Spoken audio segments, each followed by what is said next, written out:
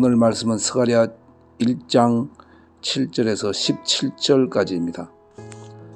다리오 왕 제2년 11째 달 곧 스바롤 24일에 이도의 손자 베레기야의 아들 선지자 스가랴에게 여호와의 말씀이 임하니라.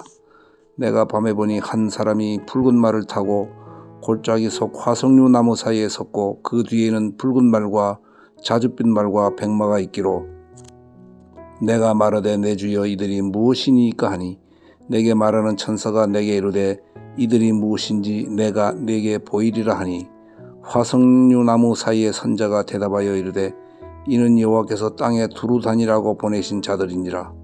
그들이 화석류 나무 사이에 선 여호와의 천사에게 말하되 우리가 땅에 두루 다녀보니 온 땅이 평안하고 조용하더이다 하더라. 여호와의 천사가 대답하여 이르되 만군의 여호와여 여호와께서 언제까지 예루살렘과 유다 성읍들을 불쌍히 여기지 아니하시려 하나이까. 이를 노하신 지 70년이 되었나이다 하매 여호와께서 내게 말하는 천사에게 선한 말씀 위로하는 말씀으로 대답하시더라. 내게 말하는 천사가 내게 이르되 너는 외쳐 이르기를 만군의 여호와의 말씀에 내가 예루살렘을 위하여 시온을 위하여 크게 질투하며 아니란 여러 나라들 때문에 심히 진노하나니 나는 조금 노하였거늘 그들은 힘을 내어 고난을 더하였음이라. 그러므로 여호와가 이처럼 말하노라. 내가 불쌍히 여김으로 예루살렘에 돌아왔은즉 내 집이 그 가운데에 건축되리니 예루살렘 위에 먹줄이 쳐지리라.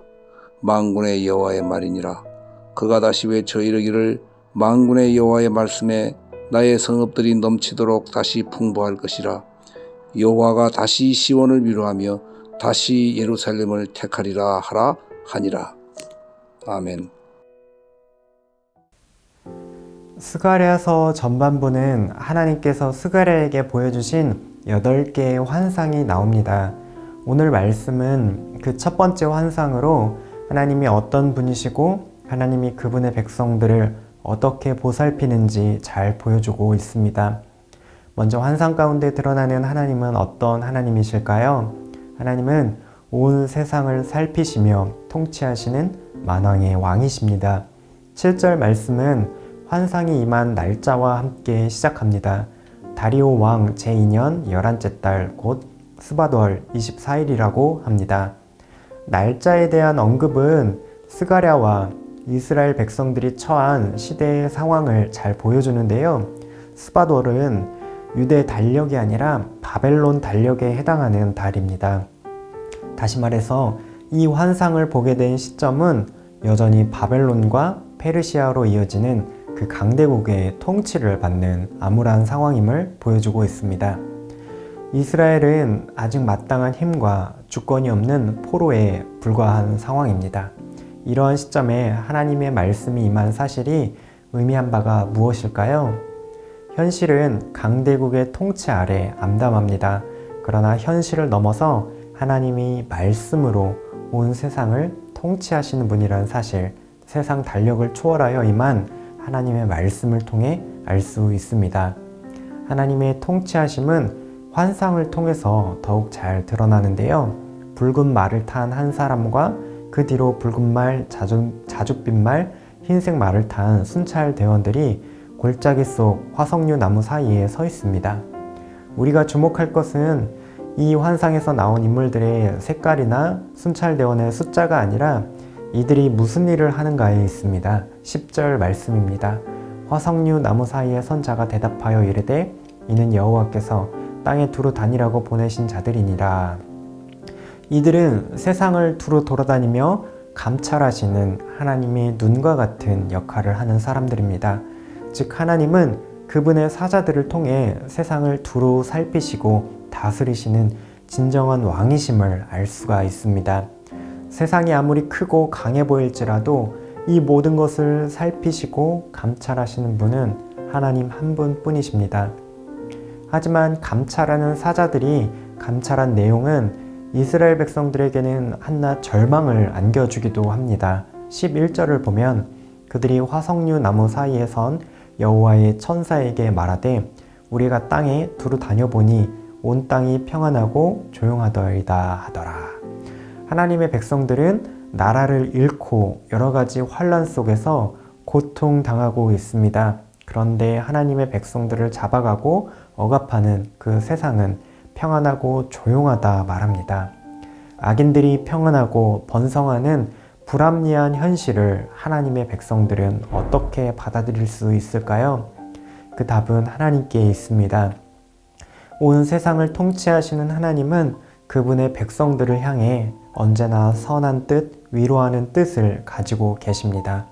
천사가 하나님께 예루살렘과 유다를 불쌍히 여기지 않으시는지 묻습니다. 그러자 하나님이 대답하십니다. 13절에 여호와께서 내게 말하는 천사에게 선한 말씀, 위로하는 말씀으로 대답하시더라. 하나님은 선한 말씀, 위로하는 말씀을 주십니다. 이어서 하나님은 예루살렘과 시온을 향해 질투하신다라고 말씀하십니다. 이 질투라고 번역한 표현은 하나님이 그분의 백성을 향한 열심을 드러내는 표현입니다. 반대로 안일한 세상 나라들을 향해서는 진노를 품고 계신다 말씀하십니다. 하나님의 백성을 향해서는 질투와 같은 열심을, 악인들을 향해서는 진노를 품고 계시고 있습니다. 이것이 눈에 보이는 현실을 넘어서는 하나님의 진심이자 하나님의 마음입니다.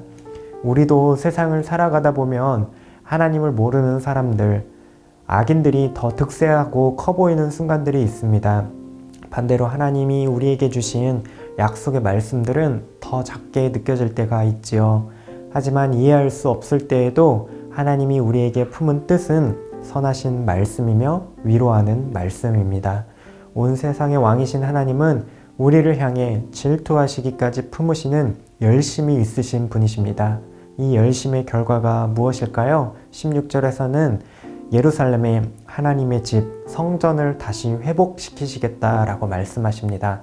다시 말해서 하나님이 하나님의 백성들에게 돌아와서 하나님의 백성들과 함께 거하시겠다라는 약속입니다.